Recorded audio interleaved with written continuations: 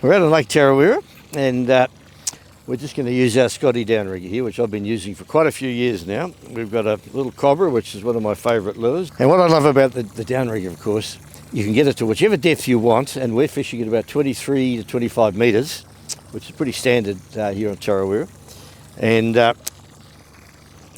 we've got a 10 metre trace, about 4.5 kilo, 10 pound trace, and we have a little section of line like this between the trace and the braid line, and that's to clip it on.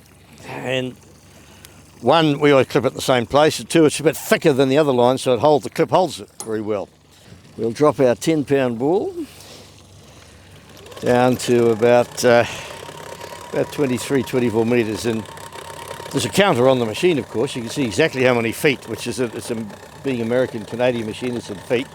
But I don't use that. I've got my line set to the required length, and I just put out all the line till I get the backy, and that's it. Very simple.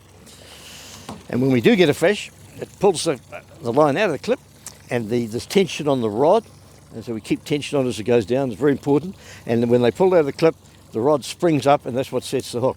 So hopefully we'll see the whole system in action and catch a fish. These usually come with a steel cable, which is steel wire, which takes the ball down to whatever depth you want. And for years I used a steel cable, but it would sometimes spring out on the spool, and it would sometimes get kinks in it. And you know what happens when you do this with wire? It gets a weak point. And I've actually had the steel cable actually break a couple of times, and the ball just falls off. So I shifted to braid, which is a braid line made by Scotty for the purpose of using it with the Downrigger, and it's actually a bit stronger in terms of breaking strain than the steel cable. So I use the braid on these. It's nice and soft, no problems with kinking or tangling or anything. Never had a problem since I've been using the braid. Very simple to operate these Scotties. We just to let it down, we just pull this lever back, and down she goes. And you can move the lever back if you want to slow it down or stop it. Down it goes. And then when we want to bring it up, we just turn that little button, and it comes up automatically, and it's got a stop on the line, so it stops it when it comes into here, and boom, stops like that. And if you want to bring it up just a little bit, you just push the green button just for fine tuning, just like that. And we always bring it out of the water when we're playing a fish on the other side, so that the ball's not in the water and the fish is not likely to get caught around it. Those lines are the actual ball going through the water, the weight. So that one's at about 22 metres, and that one's it's a bit deeper actually. I put out a bit extra line, that's about 32 metres. That's the water temperature, 14.2 degrees. That's the depth, 57.9 metres. So we know we're near the bottom, but you don't necessarily have to be at the bottom, because the trout are here are where the plankton is in the water, and that's where the smelt are, which the trout are feeding on, and that little mark there will be a school of smelt. We don't see trout in large schools like you see carby and snapper in the salt water. Trout are more individual, but you will see the schools of smelt, and the trout will be pretty close to where the smelt are, of course. Yep, we're away.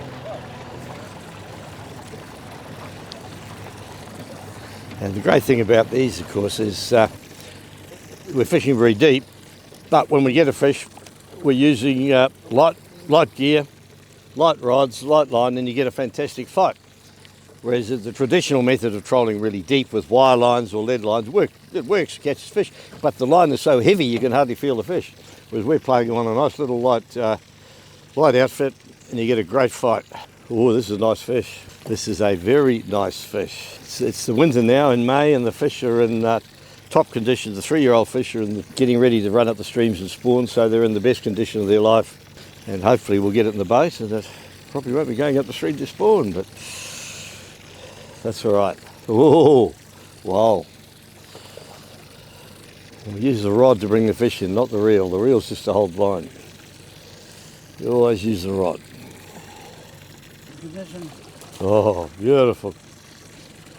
You never know how well they hook till you get it in, so you just take it quietly.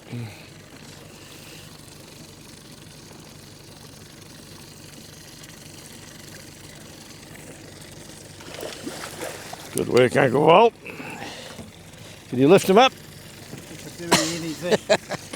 Oh, yes. Oh. This is as good as they get. This is a beautiful fish. Oh, Beautiful. That's what we call a wild fish, because he's got all his fins. So it hasn't been released from the hatchery. They chop off a fin when they put them in from the hatchery, so we know how long they've been in the lake. This is a rising 3-year-old fish. There you go. The Scotty Downrigger does it again.